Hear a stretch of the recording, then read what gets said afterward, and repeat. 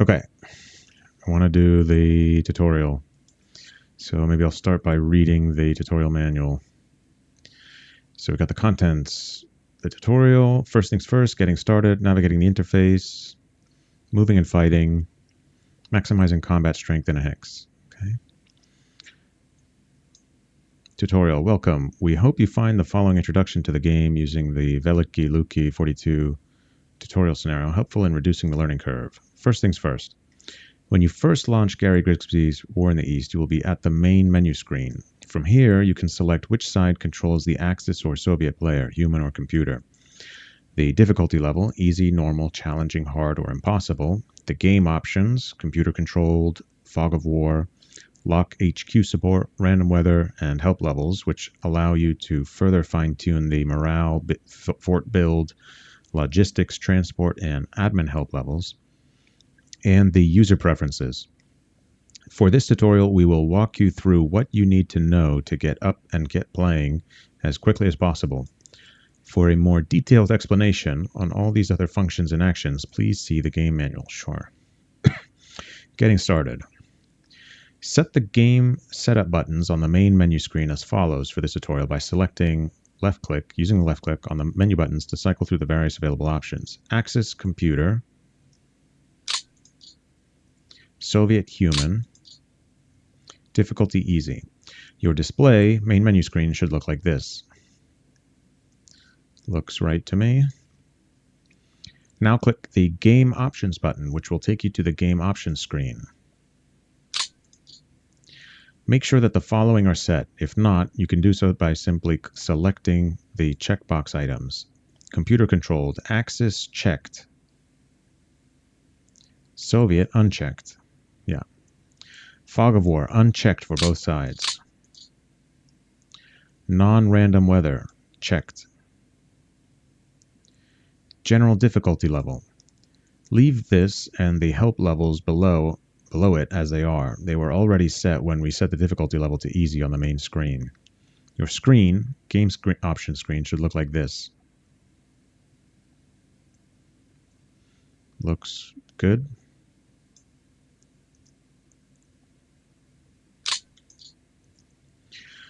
When these are set per the above, go ahead and select the check mark in the upper right to close this screen, saving your changes and returning to the main menu screen. Now select the Preferences button. Normally, you can set these to whatever your heart desires, but for now we will change the default settings as annotated per the screenshot below, with the following default preferences turned off. Show Jump Map,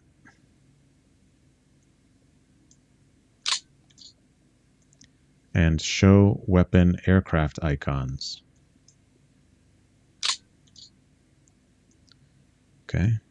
Oops. Oh. So you can change the size of this thing. Okay. All right. And I guess the rest is going to look the same. Looks the same. Looks the same. Looks the same. Okay. Again, once you have unchecked the above items, select the check marks in the upper right-hand corner to save your changes and return to the main menu screen. Okay, with all the basics out of the way, we can now select the button labeled Pick Scenario to select the tutorial scenario. When the Load Scenario screen appears, you will see a list of available scenarios to choose from. Please select the Veliki Luki 42 tutorial and then select the Load Scenario button, which is located near the bottom left-hand side of the screen. Okay. Your screen, Pick Scenario screen, should look like this. Okay. Oh, I didn't read that. After you select the scenario and then select the Load Scenario button, your screen should look like this below screenshot with the game started in Move Mode, signified by the pushed in Move Mode button. Move Mode button. This one? Yep. We're going to talk about the interface next, so some of the parts have been annotated for the upcoming discussion. Okay. Should I read that now? Top panel, Mode Toolbar. Okay, so the top panel is this whole big part. The Mode Toolbar is this teal part. Menu tabs and toolbars. Okay, so these would be the menu tabs, and this would be the toolbar. soft factors toggle button, okay, admin points, city link, general information and city box, hex pop-up text. For scenarios that do not use the entire map area, clear hexes are playable and grayed out hexes are unplayable. Oh, okay, I get it. Right. Gameplay note. The grayed out map sections are not playable, thus leaving an 18 hex by 5 hex playable section of the map area. Navigating the interface, or what the heck do I do now? Okay, now that we have selected all our game preferences and options and finally have the tutorial scenario loaded, what do all those tabs and buttons mean? Well, here again, we will assume you have at least glanced over the game manual. Nope, false. And became somewhat familiar with the tabs and buttons. Nope. But here's a quick high-level overview. We won't go over every button, screen, or window, but you can find those kinds of details in Section 5 of the manual. Okay, that's good to know. The game screen is divided into two sections, the top panel and the main map area. The top panel is a multi-purpose interface that provides information and allows interaction with the map area and on-map units.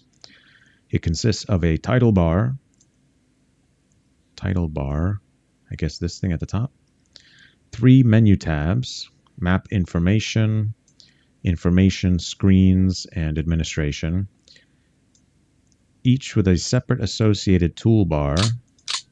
Okay. Unit soft factor selector,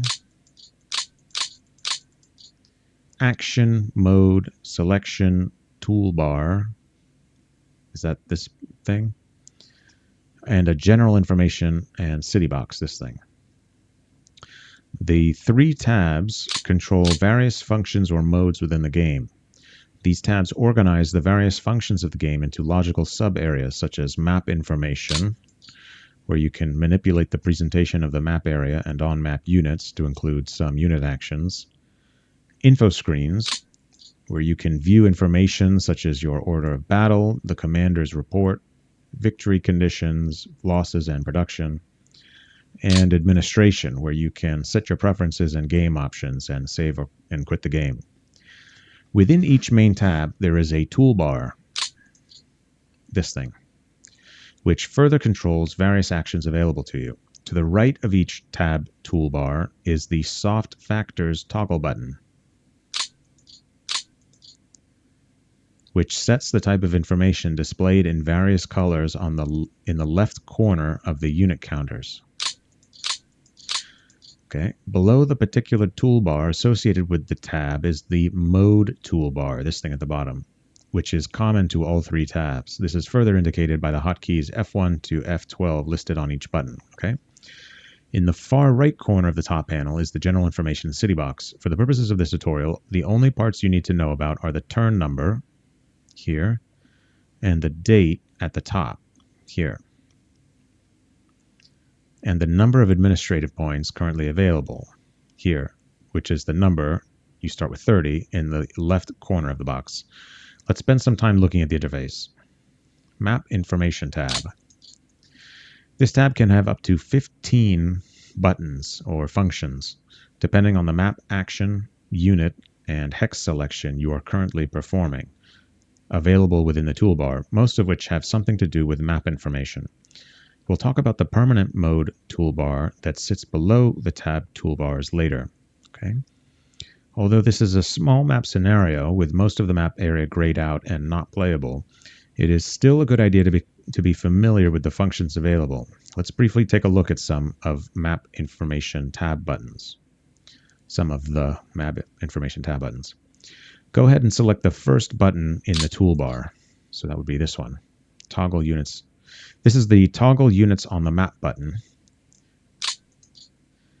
And this is how you can display just the map to get yourself oriented. Now select this button again to redisplay the units. Alternatively, you can just use the hotkey T. Okay. Tutorial note. All references to hotkeys. Okay, it does have the hotkey on the key. That's good. On the button. That's good. In this tutorial will be displayed in squiggly brackets, just like on the game screen. Next, you can either click the plus or minus buttons to zoom the map area in or out.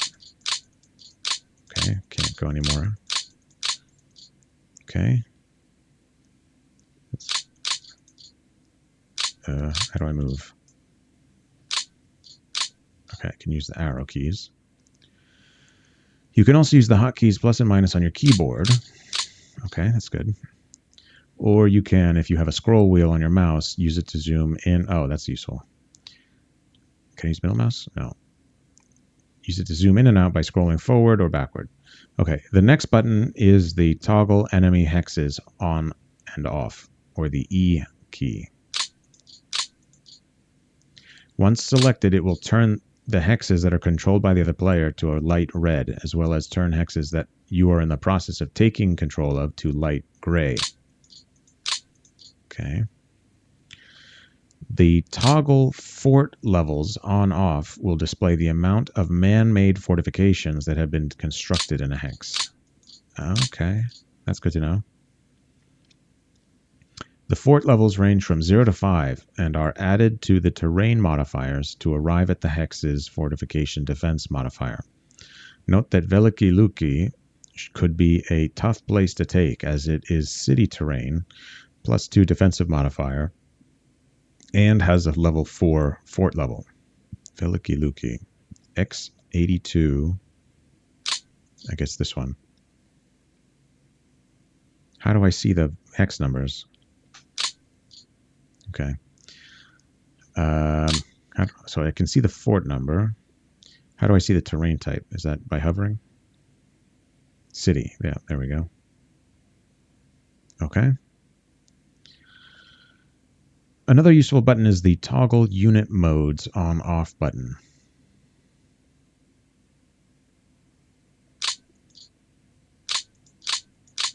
Doesn't seem to do anything. This is used to view at a glance. What is this? Okay. Some of the various modes each unit can be on in the game. You'll note when you clicked it that nothing changed. This is because none of the units in the tutorial are in one of the 4 available modes. Refit, reserve, withdrawal, and static. Okay. I guess I'll figure that out later. The toggle unit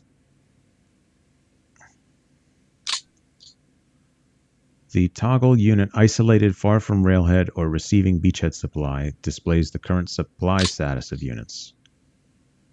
Okay. Can I make this wider? Yes, I can. Okay. And doesn't seem to be doing anything. Lastly, for now, since this is a non-campaign scenario, town, city, and urban hexes can be a major source of victory points. The toggle victory locations on-off button at the end of the toolbar, will display gray flags for Axis VP locations, red flags for Soviet VP locations, and gray/red flags for VP locations of both sides. Okay, I thought this was like a Russian flag. Got it. We will cover other buttons on this toolbar as they are needed, but that should cover the basics for now.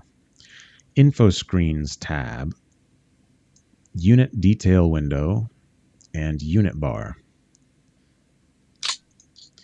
This tab has 9 buttons, which, as the tab indicates, displays various information such as Show Order of Battle, okay, Show Losses, okay, Show Production, Show Victory, Show Weather, Show Air Doctrine, Show Reinforcement or Withdrawal Schedule,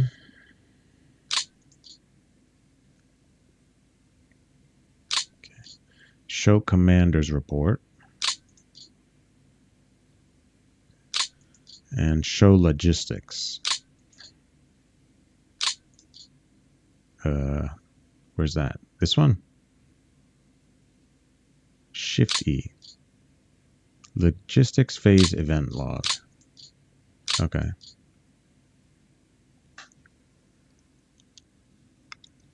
Let's go ahead and click the Show Order of Battle button and get an overview of all of our forces within this scenario's order of battle. Okay, maybe I should have these like split screen. I'm not sure. Should I do it like this? Oh, not like that. Okay. Well, no.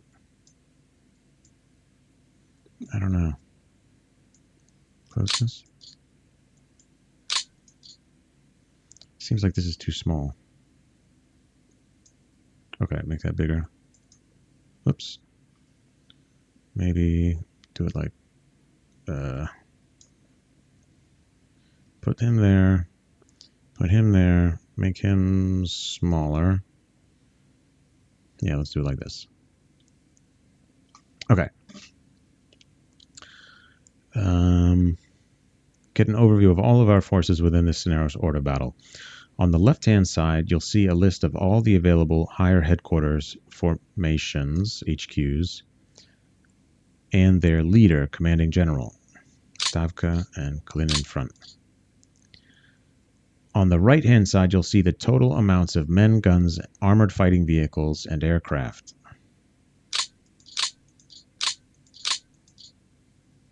Oops.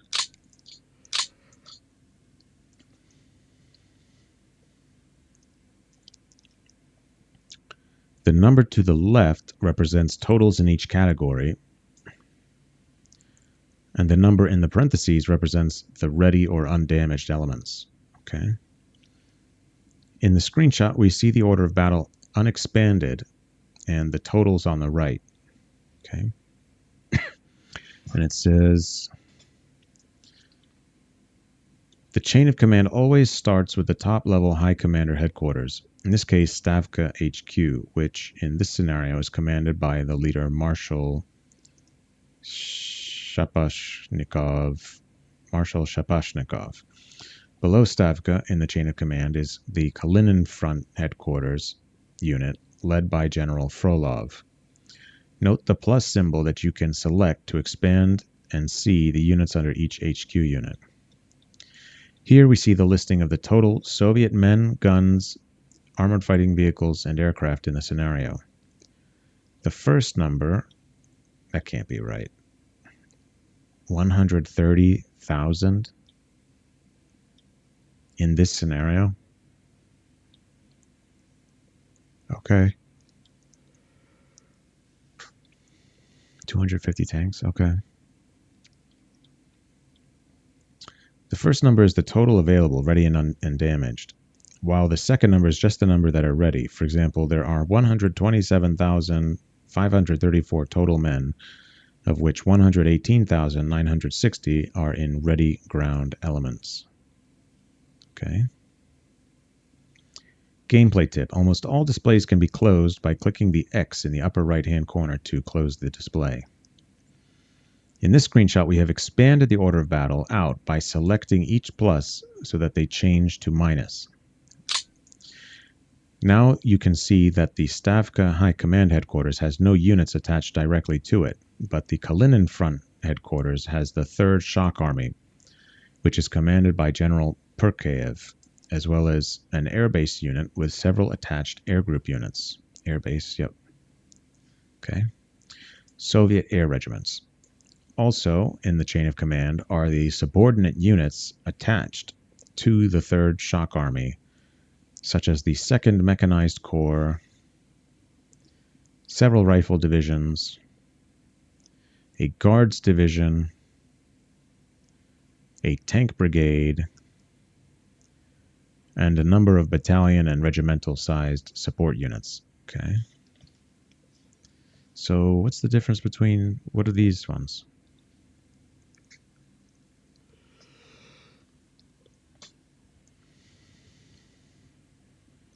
Are these like directly attached to the army? Army level, maybe these are army level assets?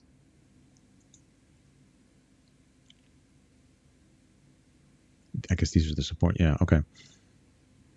Go ahead and scroll up to the top of the screen and select the blue text labeled Stavka. The text will turn yellow, indicating it's selectable or that something can happen. Once you have selected the text, the game interface takes you directly and centers on to the map with the unit's hex location selected and its detail window displayed. Okay.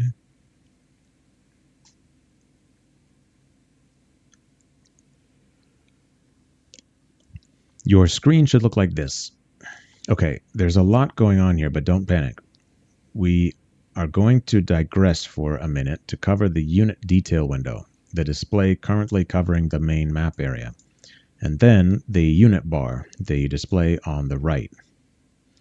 First things first, when you select the text for Stavka, the game interface selected the hex and the unit you wanted to look at and opened up the unit detail window centered on the map. On the right-hand side, you'll see the unit bar, which displays all the units in that particular hex, so that's just like the John Tiller games. In this case, besides Stavka HQ, we also have the Kalinin Front HQ. Sure. Okay, back to the unit detail window. From the top left-hand corner, we have numbered in pink each item that has selectable blue text, something you can change, and lettered in yellow, the information areas. Okay, so these are the pink numbers they're talking about. Okay, so the numbers, number 1, display leader detail or dismiss leader. Okay, so I can click this to dismiss him. Number 2, display ground element detail. Wow. Okay. What happens if I click it? Okay. Okay, and if I hit X, I just go back. Okay, that's fine. What about this one? Okay. Shaposhnikov. 3. Where's 3? Here. Form a new support unit or assign a unit from a higher headquarters. Okay. 4. Here. Change to show on-map units attached or show support units attached. Okay. Not sure what that does yet. 5. Increase, add, decrease, subtract support units and or turn off auto movement of support units. 6. Here. Display the unit table of equipment details.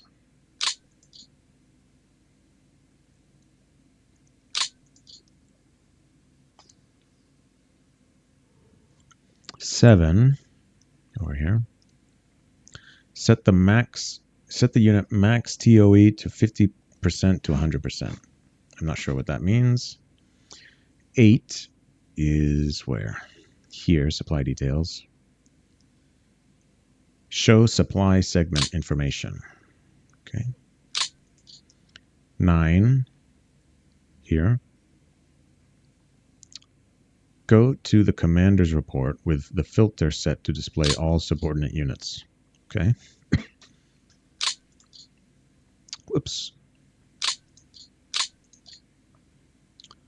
Okay, now the letters. A is here. Fatigue level. Okay. B here. Morale. C, motorized. Okay. Vehicles and need. Okay. D is the nation. E, supply and need. F is transportation costs and in supply movement points. Okay. Transportation costs. Okay. Shall we now cover all of these items? Oh, you got it all? Okay, let's just move on then, no? Figure 1. Starting with item 1, when you hover over the leader's name, you'll see something like this. For now, just note that you can dismiss this leader and assign a new leader from here.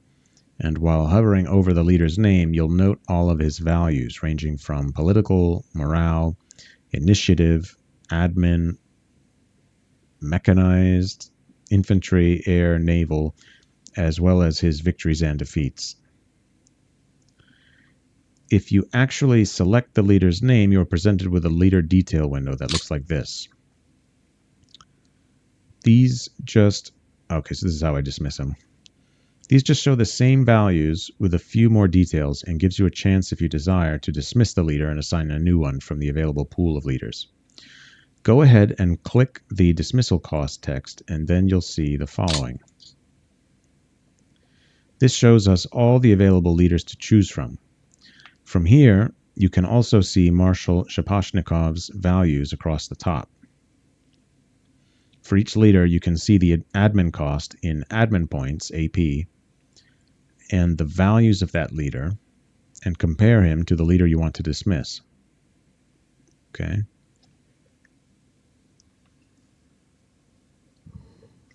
You'll note on this display that the values use the abbreviation PMIA, political, morale, initiative, and admin, and MIAN, mechanized, infantry, air, and naval, and VD, victories, defeats, which are the same as wins and losses. Lastly, there is a unit section which tells you if the leader you want to assign to command this formation is already assigned to another unit. I see here. Moving on to item number 2. If you move the mouse cursor over the text, it will show Display Ground Element Detail. When this text is selected, the Ground Element Detail window will be displayed. This will show the nation, type, and all the details for that ground element. Since this ground element is a support squad ground element, there is not a lot to see, but here's what it looks like. Item number 3 is the form new support unit or assign a unit from it. Item number 3 is to form a new support unit or assign a unit from a higher HQ. When the mouse cursor is over the text, you will see this. Form a new support. Okay.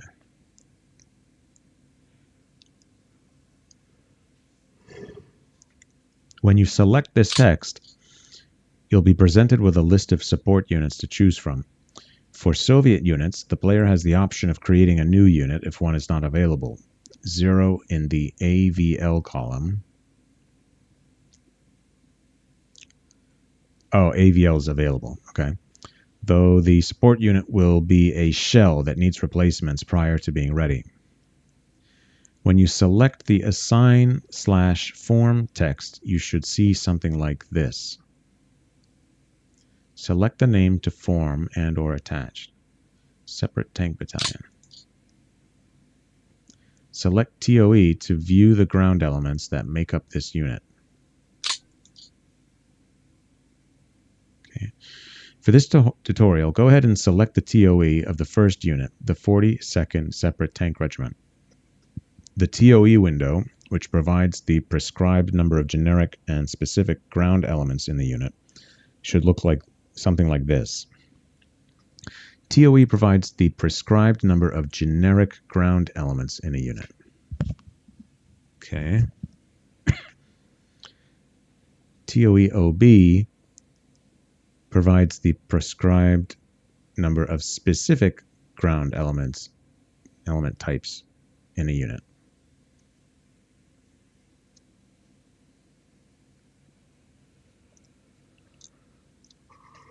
Okay, I get it. So if you could have 20 light tanks, but they could be of different types. And so this one just groups them by type, and this one puts them out specific to the model. Got it.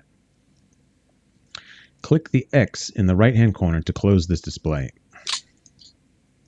Now go ahead and select the 42 Separate Tank Regiment to attach it to this HQ unit. Note that this will cost some AP from your existing pool, but that is okay because we have plenty for this scenario. A text pop-up will appear indicating that this unit is being attached. After you see that, go ahead and close the Pick Support Unit window. Your screen should now look like this. Shit. Can I undo this one? Okay. Item number 4 allows you to cycle through displaying either the combat and HQ units attached or the support units attached to this HQ unit. Here are the two different displays you will see. Showing attached combat and HQ units, in this case there's only one, the Kalinin Front HQ. Okay, I see.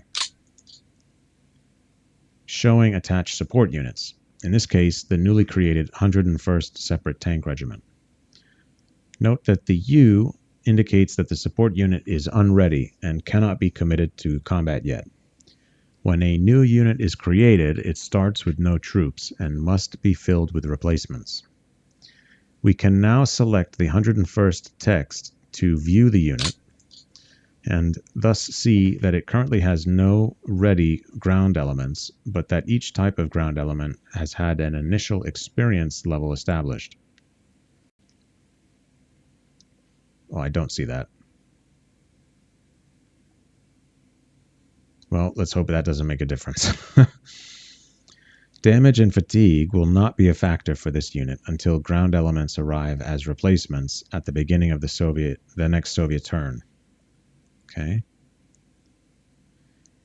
You may have noticed that the support unit detail window is very similar to the headquarters display, since these are both unit detail windows. Maybe. Close this display and now look at item number 5 from figure 1. Close. The add, subtract, and lock buttons are used for setting the support levels. Okay. Can I make this like, there we go. Yeah. As their names imply, you can add, subtract, or lock the support level. What this does is to increase, decrease, or lock the possible, depending on the overall demand for support units, flow of support units.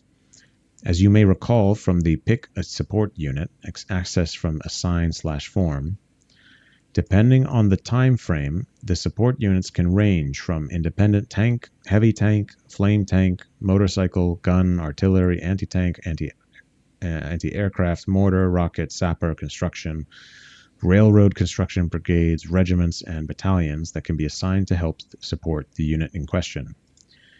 Generally, Soviet Corps-sized combat units and headquarters units can attach support units.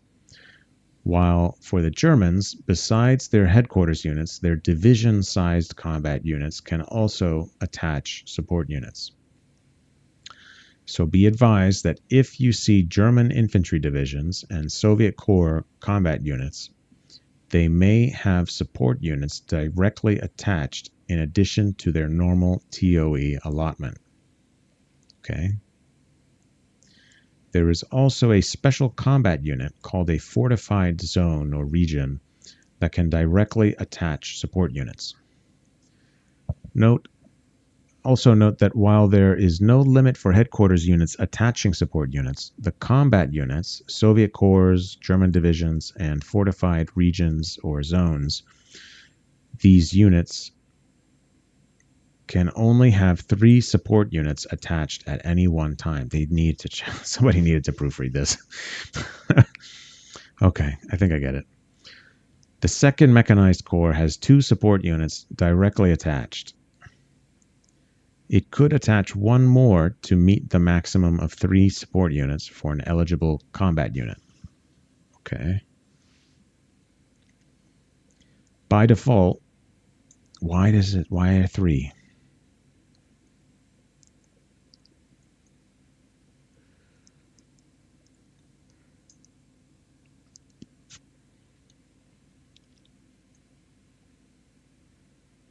Okay. I don't understand why, but okay. By default, we are letting the game handle the flow of support units to our higher HQ units, and then down to the lower HQ units that are part of their chain of command.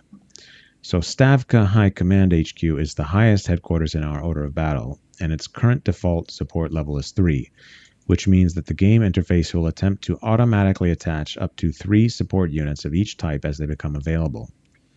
Recall that when we had you set up the tutorial, we had you make sure that you did not check the lock HQ support. If locked at the start, then you have to manually change the support level for all your HQ units in a chain of command to allow automatic transfers. While this may seem trivial in this tutorial, you can imagine in a large scenario with 50 or more HQ units that this can be quite a chore. To add or subtract support levels, simply click the button you wish to do this with. Likewise, to lock and prevent the game from assigning available support units to your unit, click the lock text.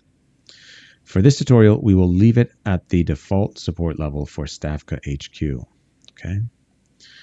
For Figure 1, item number 6 in the second part of the display, we can hover over the TOE 51/59 text, and the text pop-up will indicate that we can select this to view or display the TOE for this unit. Go ahead and select this. As you can see from this window, there are 2 sides. The TOE side shows the unit type, in this case, Headquarters High Command, the number, and ground element type. TOE side. Okay, yeah. In this case, the prescribed TOE is 1,000 support squads, which at 20 men per support squad is equal to 20,000 men. Okay.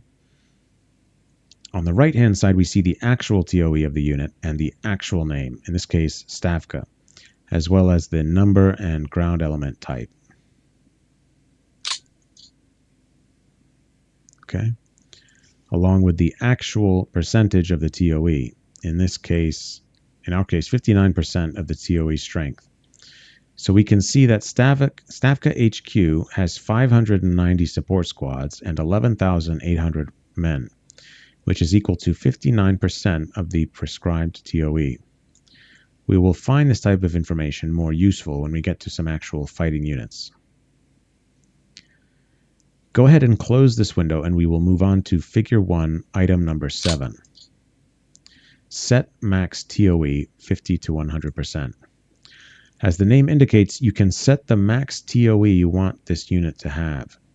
You'll note that by default, this should be set already for you to a max of 100 or 100%. Nope. So how does this help you? Good question, comrade. Basically, as you play the game and you watch your production values or the logistics phase event log or the order of battle display, you'll have a running list of available men and ready men. If you feel, or from your analysis, you see a trend of a decrease in available manpower, you may decide to set your max TOE to, say, 50% for units in quiet sectors of the front, so that units that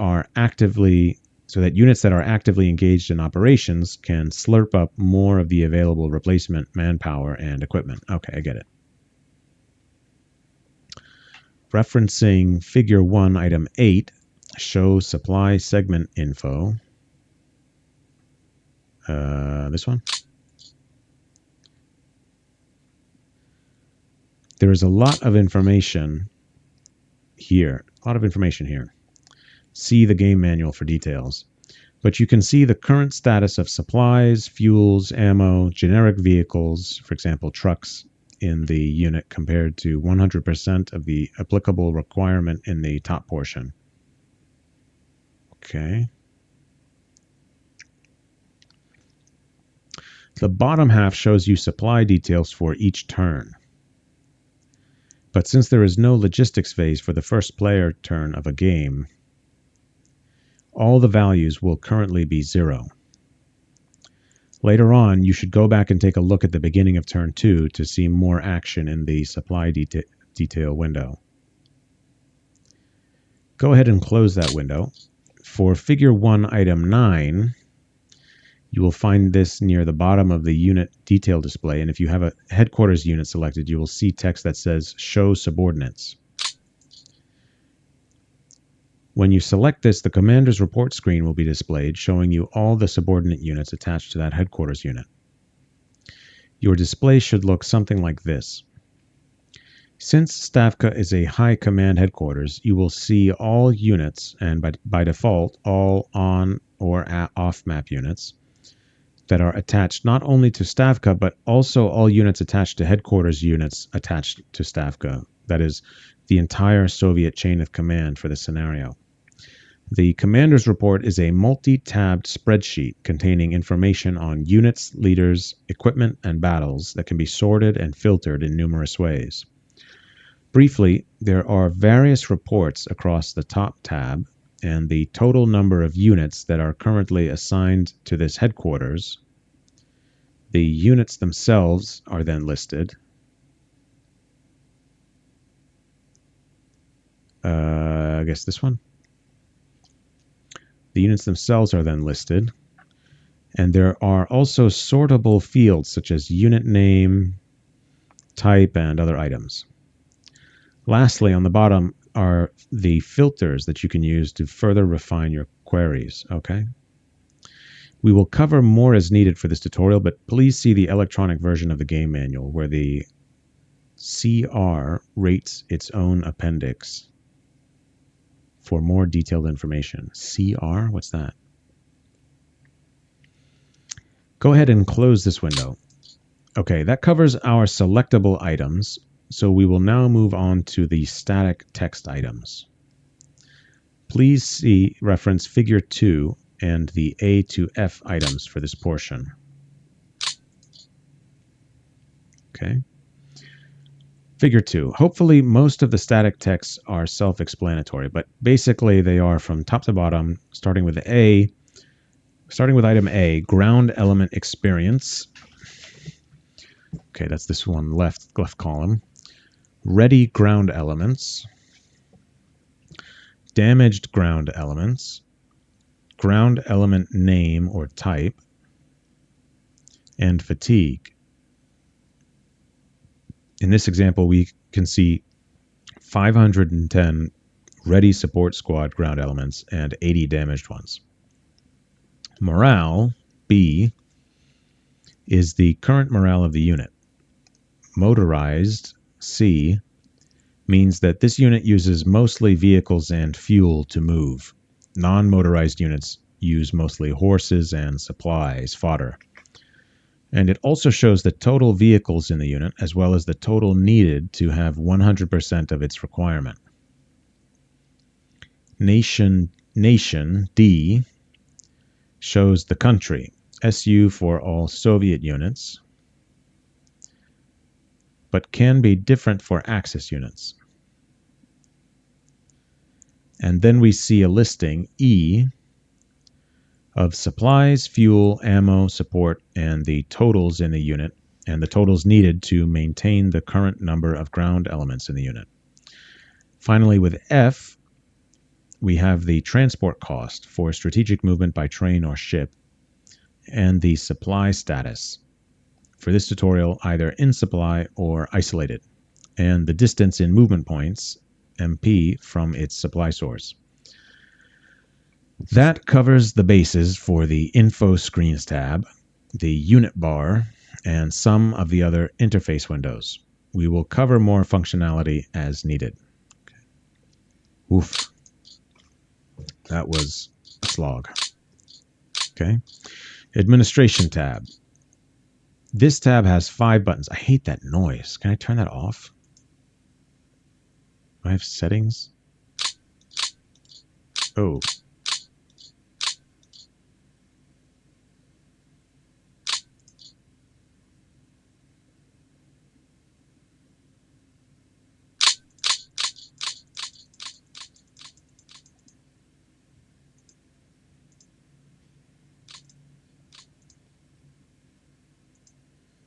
just going to turn... I'll just turn it off. Okay. Where was I? Administration. This tab has 5 buttons that allow you to 1. Quit and exit to the main menu. 2. Show preferences. 3. Show game options. 4. Show save game. And 5. Show hotkey. Administration covers, well, basic administration of the game, such as saving the current scenario, setting your preferences or game options, exiting the game, or displaying the hotkeys available, of which there are quite a few. Okay. Practice makes perfect. We suggest you take a few minutes now and view the game manual, hover the mouse over each button to see what it might be used for, and also select some of the tabs and associated toolbars to see what they do. When you're done, we will see you back here and get you ready to crush the 3rd Panzer Army. Okay, now that you're ready and familiar with the interface, let's rock and roll. Okay, well, I have the manual, but I'm not going to be reading that right now.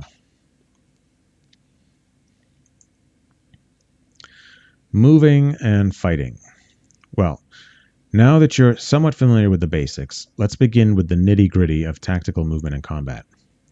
If you have loaded the tutorial, then you should be looking at a screen that looks something like this, in this case with fort levels and VP locations turned on. The Veliki Luki City Hex has a man-made fortification level of 4 and is a victory point location. Yes, okay. You'll also notice that by default in the mode toolbar, oh, why don't I see the off-map hexes in gray? I don't know.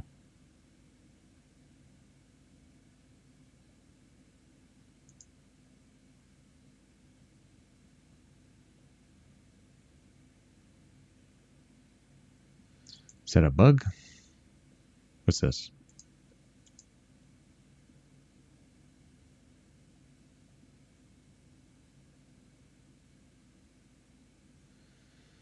Well, I'm just not going to worry about it. I would think it would be on this one. Okay, there we go. I think that was a bug.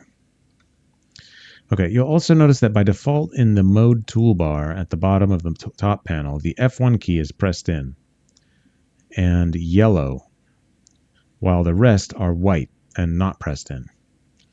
Each hex in the map area is designated by a set of coordinates labeled X and Y. You can always use the hotkey H to locate a specific hex. Okay. But since we have such a small map area, for this tutorial, please move the mouse cursor over the hex in the right lower corner that has the 2 HQ units and is also the location of a town named Nelidovo, and then select the hex. Okay. Yep. The stack consists of 2 headquarters units, Kalinin Front and Stavka. When you select a hex, all units stacked in the hex are automatically selected. You can select or deselect individual units by selecting in a blank part of the unit box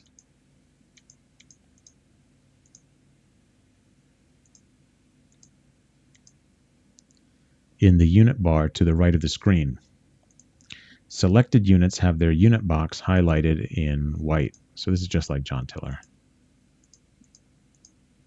Oh, that's interesting.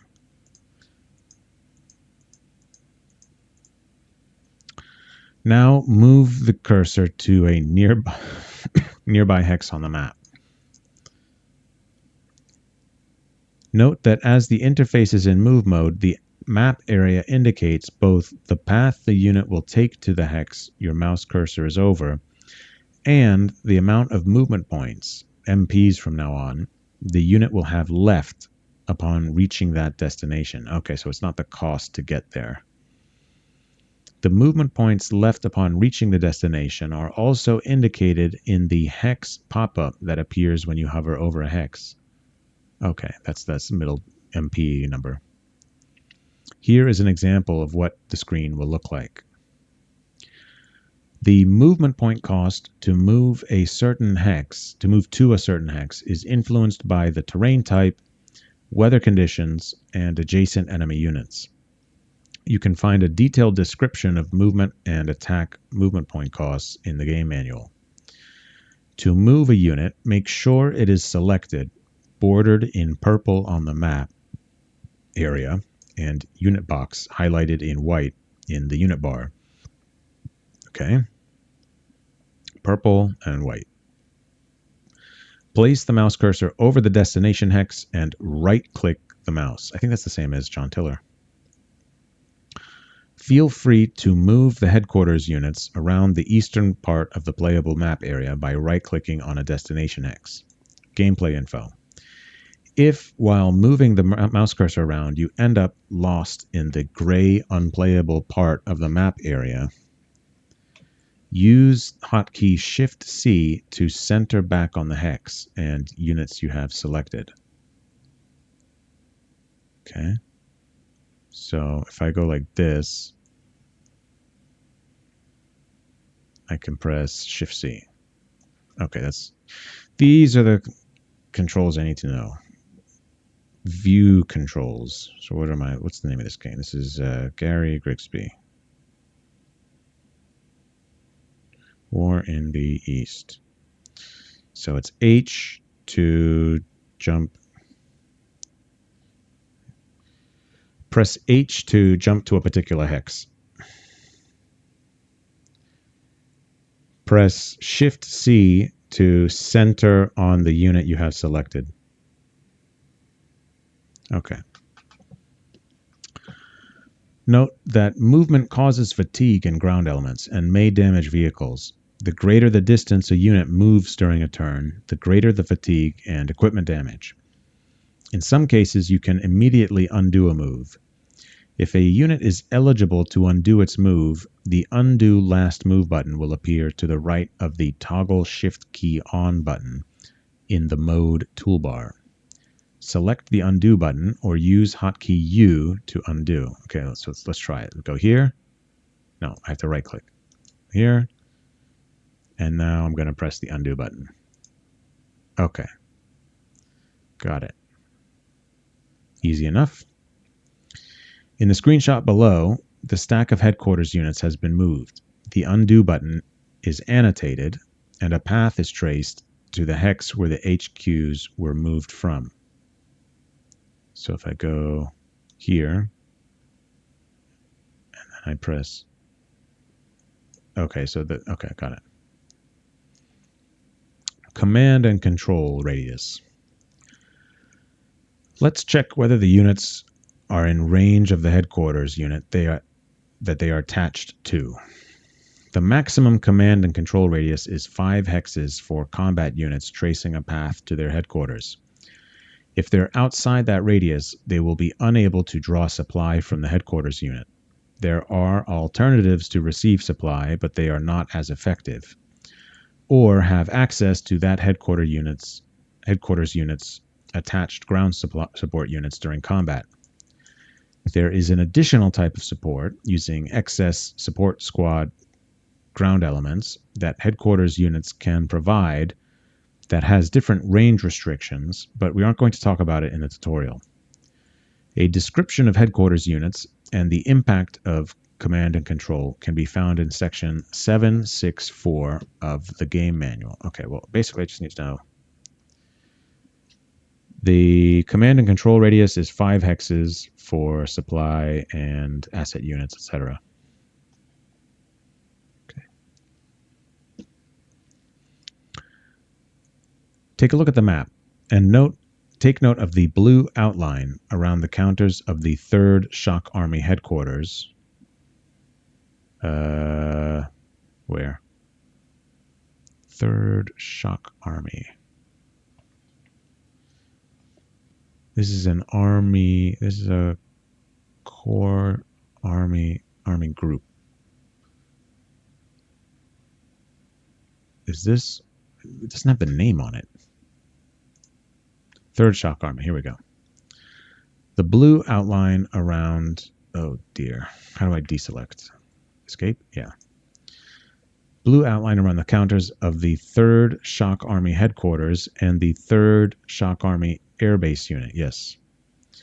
The outline indicates that they are directly attached to one of the currently selected headquarters units. In this case, the Kalinin Front Headquarters Unit. Okay. In other words, the selected headquarters is the higher headquarters of the unit with the blue outline.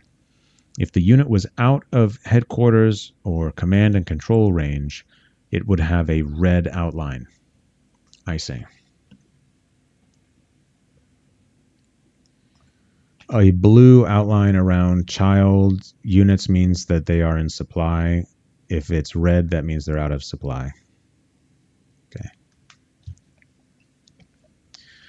As you can see, the selected headquarters units don't have any of the combat units directly attached. Go ahead and select X88Y40, which will select the 3rd Shock Army Headquarters Unit. Okay. Note that the combat units on the map now have a blue outline, as they are in the C2 radius of their headquarters unit. Attacking. Select X85Y40 with the stack of combat units containing a tank brigade and 2 rifle divisions. So I put... how do I type it? Okay. 8540? Oh, no, hold on. 8540. There we go. Now what? No. 8540. Go to hex. There we go. This one? 8540. Okay. Toggle units. So it's this hex. Tank brigade. Rifle divisions. Yes. Now, with the hex, with the 3 combat units selected, move the mouse cursor over to the German infantry regiment directly to the west. Note that the cursor changes to a round icon with an arrow and a flash in it. Yes. This icon indicates that a hasty attack can be launched against the German infantry unit. The Soviet stack prepares to launch a hasty attack on the German infantry regiment. Okay. Hasty attacks are ideal for attacking weakened units, as spoiling attacks against units in the process of constructing man-made fortification levels, and for mobile units, since deliberate attacks, the other attack type we'll discuss later, cost a significant amount of movement points for mobile units. As mentioned earlier, all movement point costs for attacking can be found in the manual, either in Section 6 of the printed manual or Section 14.1.5 of the electronic version. Hasty attacks can only be made by a unit or stack in a single hex, so a maximum of 3 on-map combat units can be involved in the attack. The units making a hasty attack will have a lower combat value than they would have when making a deliberate attack, which makes the hasty attack less ideal for attacking a fortified line or units in difficult terrain hexes such as heavy woods, rough, mountain, city, or any form of urban hex.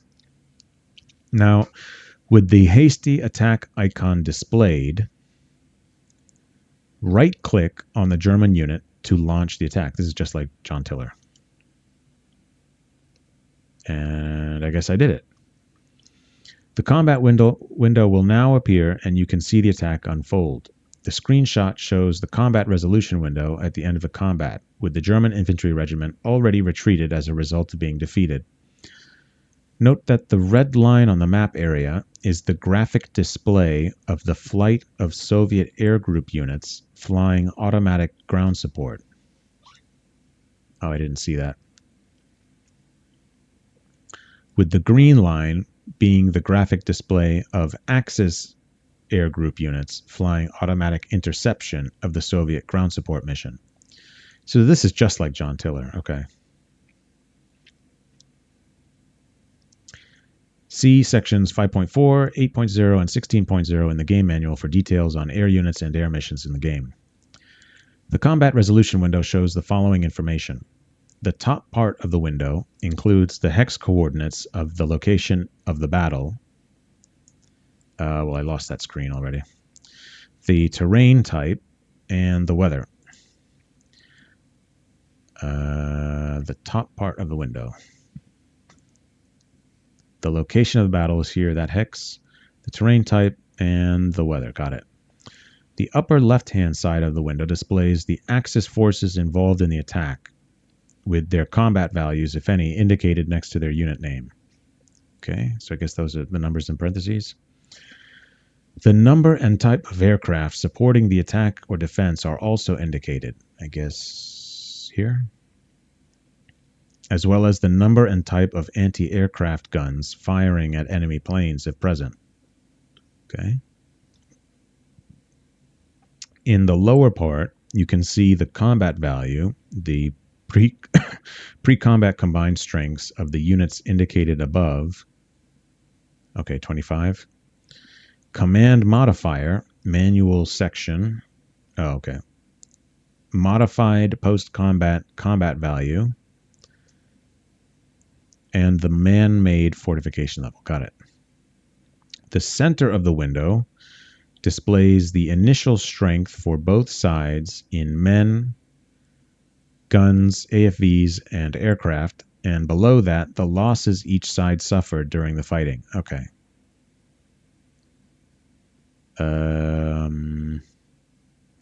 So why are there two rows? What is FTR? Men, AFVs. What's the middle one? Artillery? Fighter? Bomber? Okay. So this is the air war, and this is the ground war. Got it. So they defended with 3,300 men. They lost 300 men. We attacked with 14,000 men. We lost 500 men.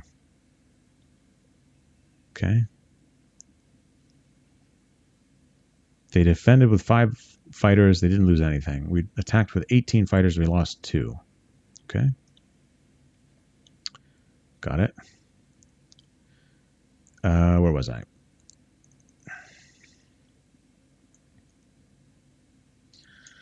The center of the window displays... Okay. Yes. Below that is provided the final result and odds of the battle, ratio of modified combat values, as well as the pause and exit buttons. Oh, I didn't hit the pause button. Okay. Well, that's fine. You can pause the battle at any time and also exit the battle at any time. Exiting the battle will resolve the battle normally, but you don't have to watch it in detail should you desire not to. While the combat is taking place, this part of the combat resolution window will also display the actions, bombing, firing, etc., that individual aircraft and ground elements involved in the attack are taking, with the amount of detail displayed depending on the current combat detail level, which can be set in the preferences section or by hotkey 0 to 7. Okay, that's cool.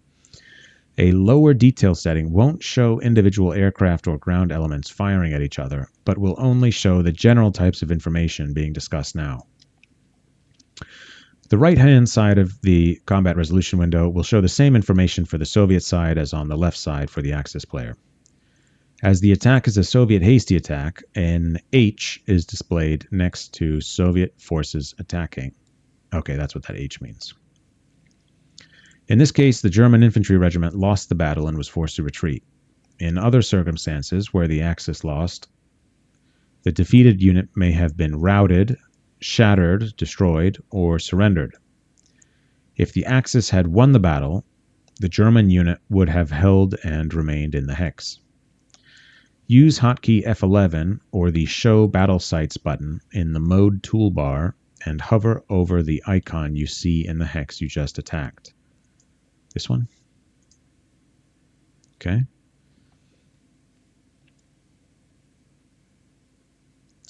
The attacker and defender strengths and losses, as well as the results, will be displayed in a pop-up window. If you select the icon, the combat resolution window with the final results of the battle will be displayed. Oh, cool. Press F1 or the Move Mode button in the Mode toolbar to return to tactical movement mode. Okay. This is very similar to John Tiller. Okay, so this is not so bad. Now we're going to try another kind of attack, the deliberate attack.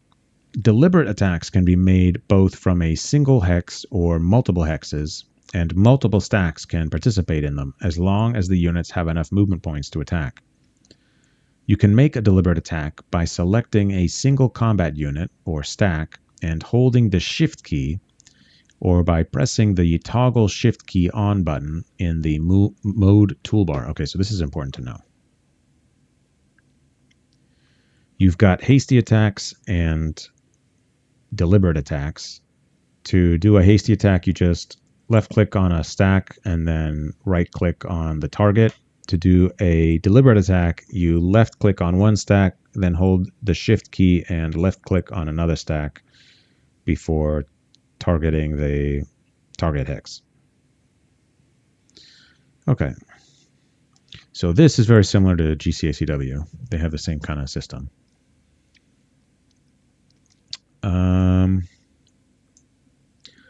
First, select hex X84Y38.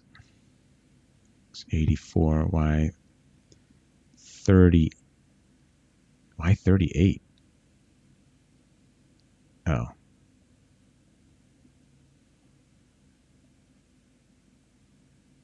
Oh, it goes from the top. Okay. X84Y38 with the 44th Ski Brigade. Yes. Next, either toggle the Shift key on or hold the Shift key and move the cursor over to the Guards Rifle Division in the adjacent hex. Hold the Shift key or keep the toggle on during this process. The Guards Rifle Division should now be selected too, as you can see in the modified unit bar in the right-hand corner of the screen. Yes. Which will now show the names of the units involved, their combat strength as depicted on their counter, and their movement points. Okay. Selecting the unit counter icon to the left of the unit name will deselect it. Okay.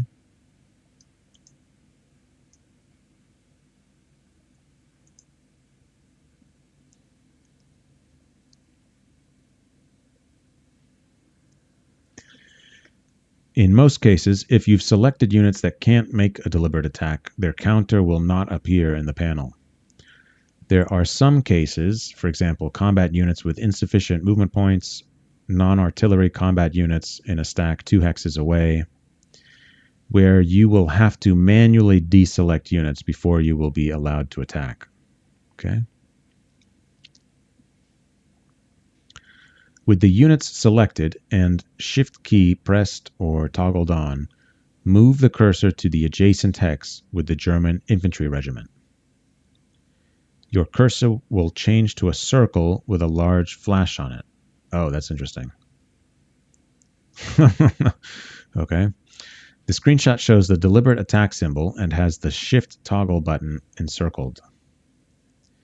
You can see which units are participating in the attack by the selected units in the unit bar on the right hand of the screen. Okay. Sure. Finally, right-click on the hex with the German Infantry Regiment to conduct the deliberate attack. Right. Oh, what happened? Hold on. Him and him. Attack there. Okay. See, this is why I tried this scenario before and I had no idea how to do stuff, and it was because of these obtuse key combinations that you need to use. Okay. So you have to hold the Shift key.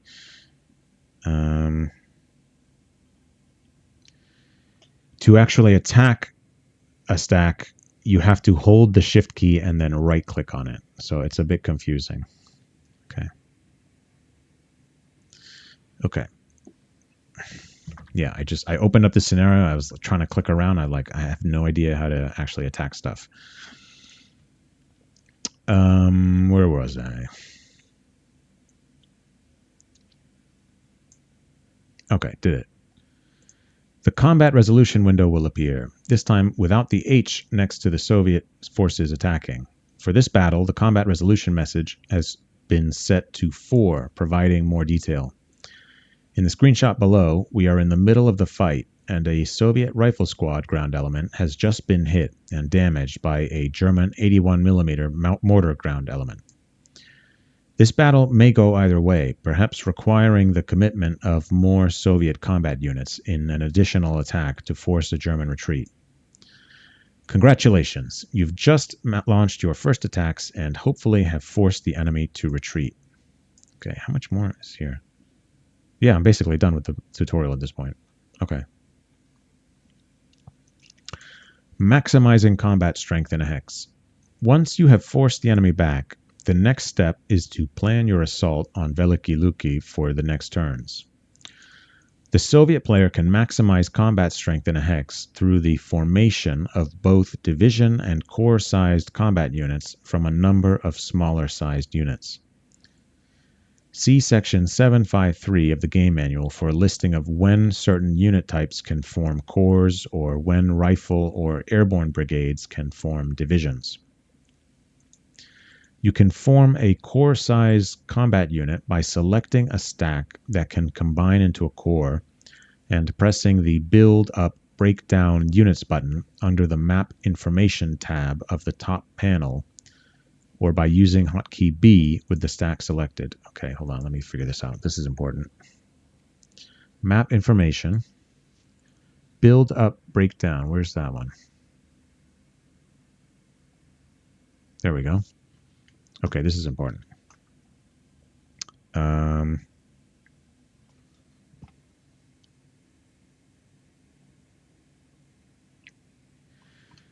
You can combine smaller sized units into a corps or division by using the Build Up Breakdown Units button under the Map Information tab. And it also has the hotkey B. Okay. This increases your combat strength in a hex, which is useful for attacks. Okay. This could have been like 3 bullet points, this tutorial. Okay.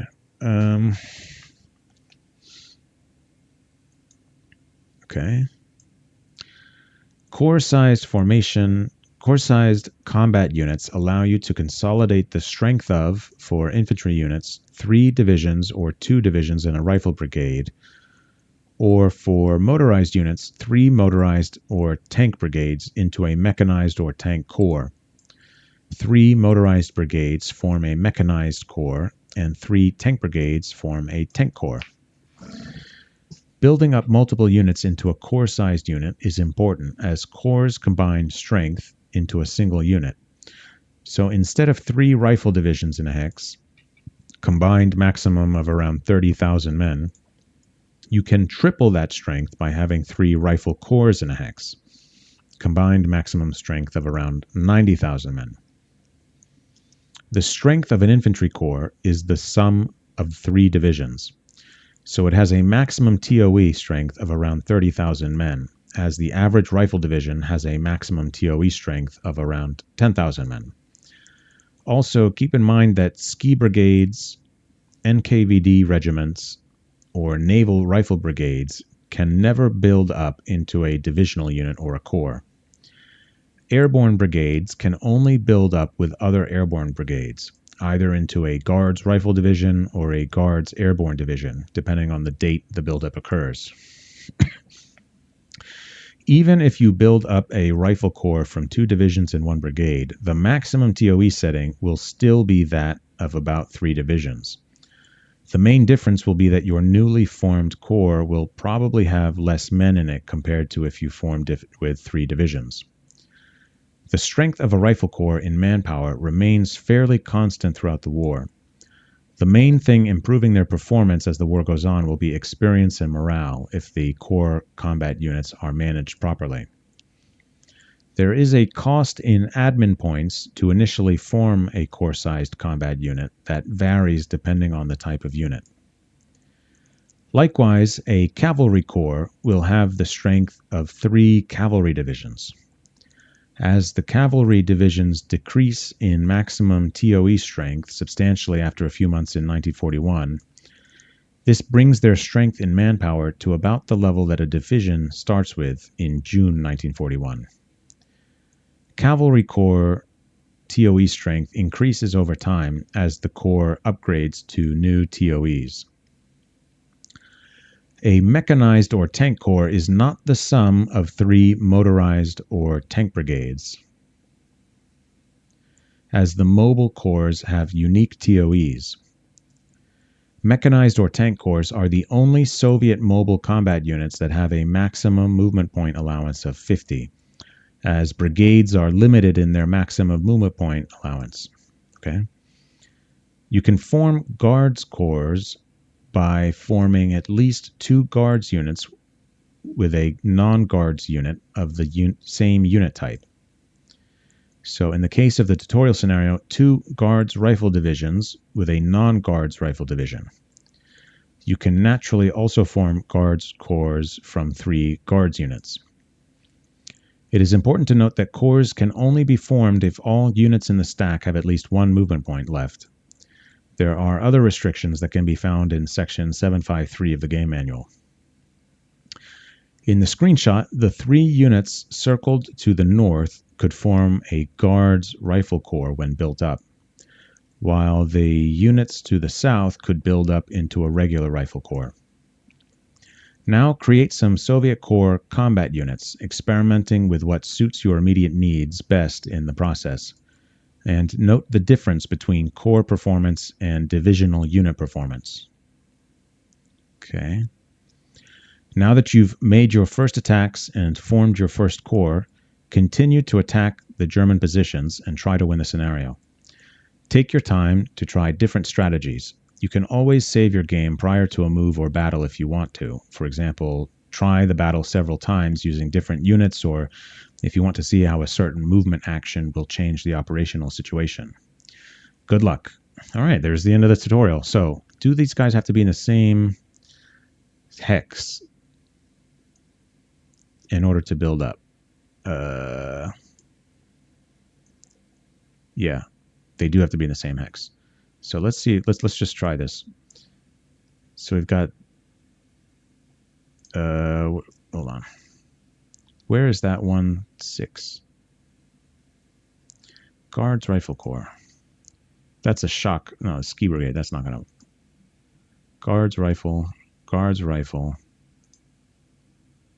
Rifle. Guards Rifle. Okay. No Guards Rifle there. So I could, like, I could move him here. Oh no, I have to right click. Yeah. Him. And now if I click the stack and I press B, or I click this button, there we go. Now I've got my guards corps. Guards Rifle Corps. Okay, that's easy enough. I get it. Now let's try this other one. So it was a 1-6, a 2-16, and a 3-12. I don't. Okay. There's the 2. Okay, so this is going to be the Guards Rifle Division, and I guess these 2 guys. Maybe. What are these guys? Okay, we've got this. Maybe let's put this guy. Whoops. This guy can go into that hex. Oh no, I keep left clicking instead of right clicking. Okay, he's going to go here. And he is going to go here. And now I'm going to right-click this, left-click the hex, and I'm going to press build. Not enough admin points. 20. Wow, I need 20 to do that? Okay. Well, shoot. What about this guy? Oh, that's a brigade. That's a division. Can you move there? No. Oh, because this is overstacked already. Does it cost more if it's a guards guy? Can he move out? What about him? Okay, now can I build this one up? 20. Okay, so it seems like it costs the same regardless of the quality of the unit. But, okay, that's, yeah, easy enough. Well, I'm excited to try the scenario. I think I'll do that as a separate video since this one was mostly just me reading the manual, reading the tutorial section.